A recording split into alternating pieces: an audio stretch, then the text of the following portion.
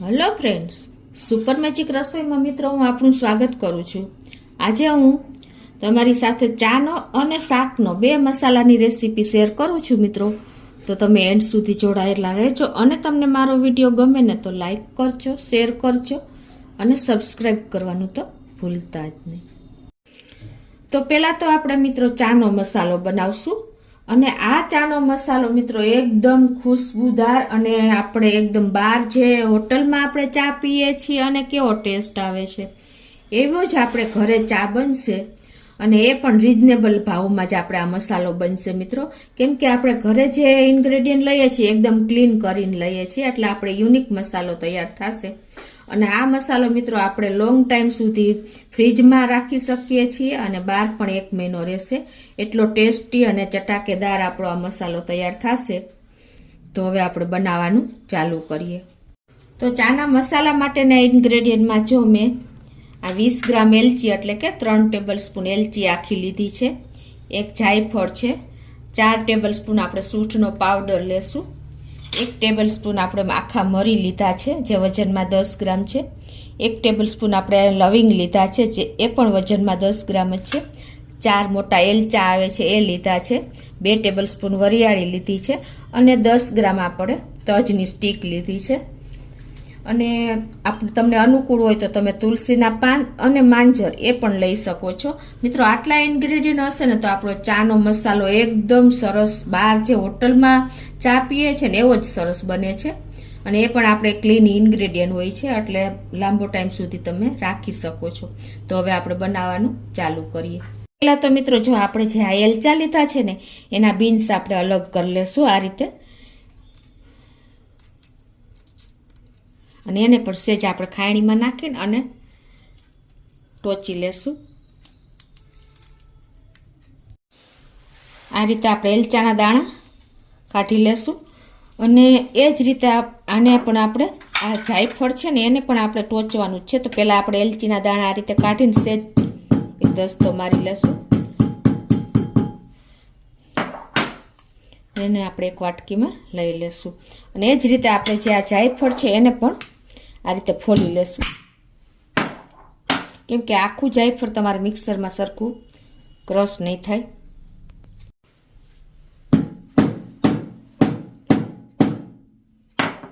આ રીતે આપણે ટોચી લેવાનું છે એટલે શું થશે કે આપણે મિક્સર જારમાં સરખું ક્રશ થશે। એને પણ આપણે એક વાટકીમાં લઈ લેશું।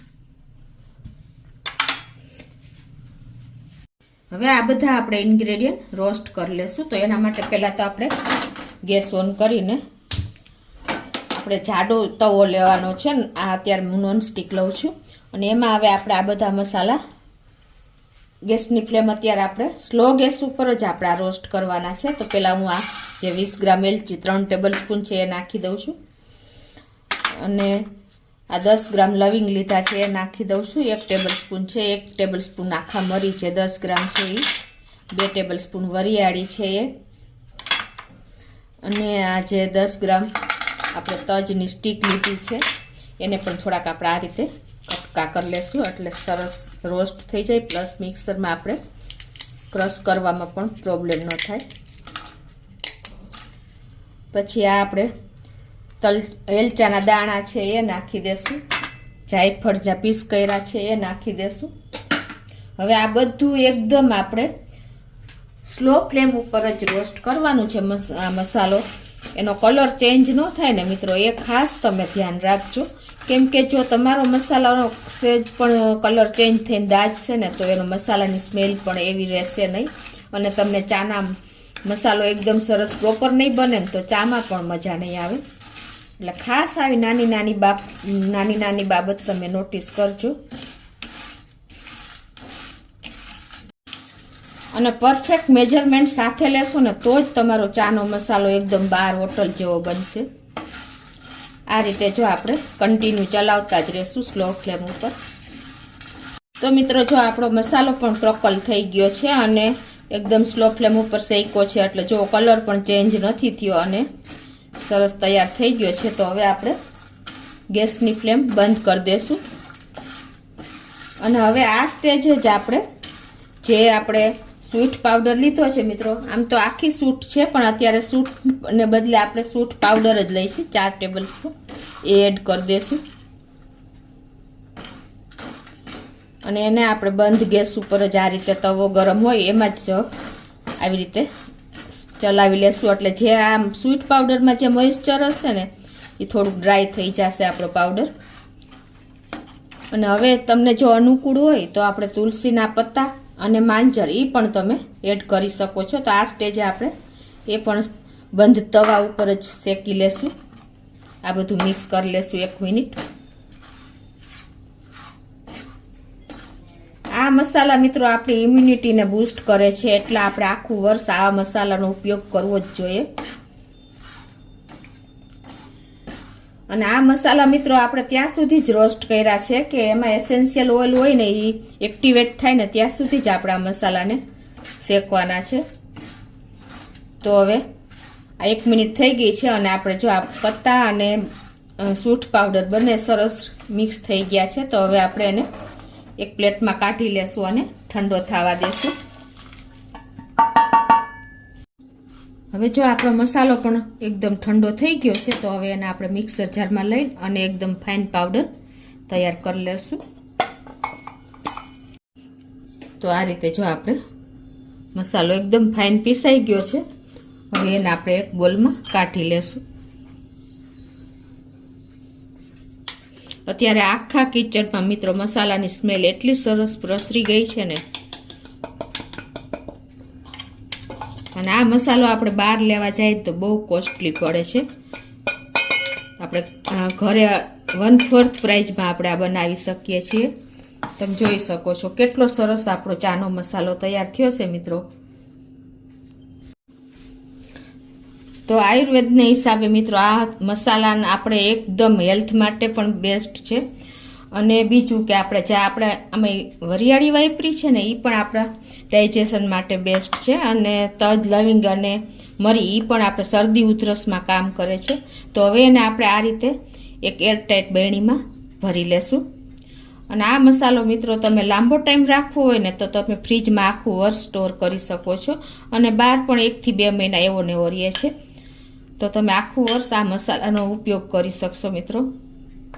તો મિત્રો આપણો ચાનો મસાલો એકદમ ખુશ્બુદાર અને કડક એવો તૈયાર થયો છે. તો મિત્રો આપણે ચાનો મસાલો બનાવ્યા પછી હવે આપણે શાકનો મસાલો બનાવશું. આ શાકનો મસાલો મિત્રો ઓલ ઇન વન એટલે કે બધા શાકમાં, દાળમાં તમને ઉપયોગી થશે. અને એટલો ટેસ્ટી અને એકદમ ડિલિશિયસ બને છે મિત્રો કે તમને બહારનો મસાલો લેવાની જરૂર નહીં પડે અને તમારા શાકનો, દાળનો ટેસ્ટ અનેક ગણો વધારી દેશે. તો હવે એના ઇન્ગ્રેડિયન્ટ પણ તમને બતાવી દઉં. તો ઇન્ગ્રેડિયન્ટમાં મિત્રો આપણે 4 ચમચી આખા ધાણા લીધા છે, 2 ચમચી આખા મરી લીધા છે, 2 ચમચી જીરું છે આખું, 1 ચમચી વરિયાળી છે, અડધી ચમચી જેવી આપણે આખી મેથી છે, અને 10 થી 15 આપણે લવિંગ લીધા છે, અને 5 એલચી લીધી છે, 2 એલચા છે, અડધો ટુકડો જેવું જાયફળ છે, અને 8 થી 9 કાશ્મીરી મરચાં છે. જો તમારી પાસે તીખા મરચાં હોય ને તો તમે 4 થી 5 લઈ શકો છો. અને 4 થી 5 આપણે તમાલપત્ર લેશું, 3 ટુકડા આપણે તજના લીધા છે, 1 ચક્રી ફૂલ લીધું છે, અને કસૂરી મેથી 5 ચમચી જેવી લીધી છે, 1 ટેબલ સ્પૂન જેવો આપણે કોર્નફ્લોર લીધો છે, અડધી ચમચી જેવું મીઠું છે, 1 ચમચી જેવું સંચર છે, અને આમચૂર પાવડર આપણે 1.5 ચમચી લીધો છે, અડધી ચમચી આપણે હળદર લેશું અને અડધી ચમચી હિંગ લેશું. તો આ શાકનો મસાલો બનાવવા માટેના આટલા ઇન્ગ્રેડિયન્ટ આપણે લેશું. તો બનાવવાનું ચાલુ કરીએ.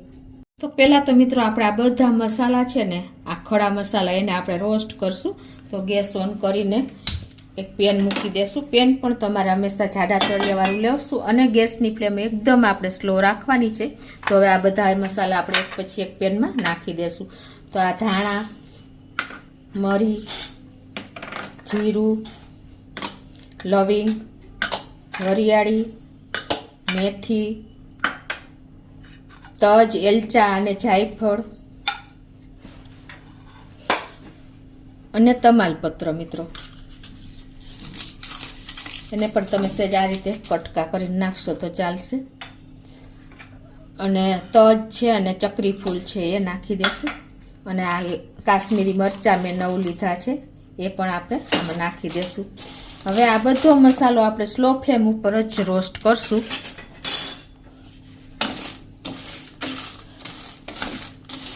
આ રીતે કન્ટિન્યુ ચલાવતા જશું મિત્રો. આ મસાલાનો આપણે કલર ચેન્જ બહુ નહીં થવા દે, અને મસાલામાંથી આપણે એસેન્શિયલ ઓઇલ છૂટું પડે ને, એટલે કે એક્ટિવેટ થાય ને ત્યાં સુધી આપણે આ મસાલો શેકવાનો છે. તો જ એની એકદમ સરસ સ્મેલ જળવાઈ રહેશે અને એની ફ્રેગ્રન્સ ક્યાંય સુધી ફેલાશે. આને મિત્રો આપણે સ્લો ફ્લેમ ઉપર જ 1 થી 1.5 મિનિટ જ શેકવાનો છે. મેં તમને કીધું એમ એનો કલર બહુ ડાર્ક ન થવો જોઈએ કે આપણો મસાલો દાજવો પણ ન જોઈએ. આવી નાની નાની ટિપ્સ તમે ખાસ નોટ કરજો, તો જ આપણા મસાલાની સ્મેલ લાંબો ટાઈમ સુધી તમારે એવી ને એવી રહેશે. તો 1 થી 1.5 મિનિટ થઈ ગઈ છે મિત્રો. તો આપણો મસાલો પણ જો સરસ ક્રન્ચી થઈ ગયો છે અને જોઈએ એવો રોસ્ટ પણ થઈ ગયો છે. તો ગેસની ફ્લેમ બંધ કરી દેશું. અને હવે આ સ્ટેજે આપણે આ જે કસૂરી મેથી લીધી છે ને 5 ચમચી એ નાખી દેશું. અને એને પણ આપણે બંધ ગેસે જ આપણે આ તવો ગરમ હોય ને એમાં જ રોસ્ટ કરી લેશું.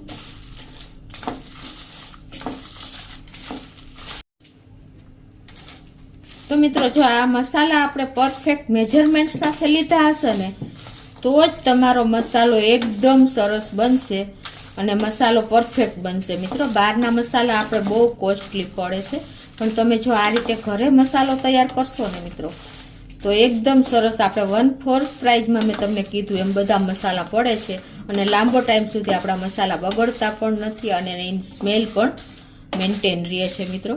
તો ખાસ તમે આ નોટ કરજો કે આ રીતે તમારે ઘરે જ બધા મસાલા બનાવવા જોઈએ. તો હવે આપણે એક પ્લેટમાં કાઢી લેશું અને ઠંડો થવા દેશું આ મસાલાને. પછી આપણે મિક્સર જારમાં પાવડર બનાવશું.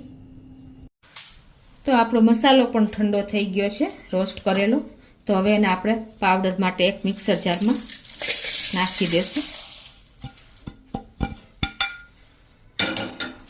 અને હવે એમાં આપણે આ બધા પાવડર ફોર્મ મસાલા પણ મિક્સ કરી લેશું. તો અડધી ચમચી જેવું આપણે મીઠું લીધું છે એ નાખી દેશું. 1 ચમચી આપણે સંચર પાવડર લીધો છે એ નાખી દેશું. 1.5 ચમચી જેવો આપણે આમચૂર પાવડર લીધો છે એ નાખી દેશું. અને અડધી ચમચી જેવી આપણે હળદર પણ નાખી દેશું. અડધી ચમચી જેવી આપણે હિંગ નાખી દેશું. અને આ 2 ટેબલ સ્પૂન જેવો આપણે કોર્નફ્લોર લીધો છે એ નાખી દેશું. હવે આ બધા મસાલા આપણે મિક્સર જારમાં ફાઇન પાવડર તૈયાર કરી લેશું. તો આ રીતે જો આપણે શાકનો મસાલો એકદમ સરસ ફાઇન પીસાઈ ગયો છે. અને હવે એને આપણે એક બોલમાં લઈ લેશું. પીસવા પણ મિત્રો આપણે પલ્સ મોડ ઉપર જ પીસવાનો છે, કેમ કે જો ગરમ મસાલો થઈ જાય ને તો એની અરોમા અને ફ્રેગ્રન્સ જતી રહે છે અને લાંબો ટાઈમ સુધી સારો નથી રહેતો. એટલે એ પણ તમે ખાસ નોટ કરજો.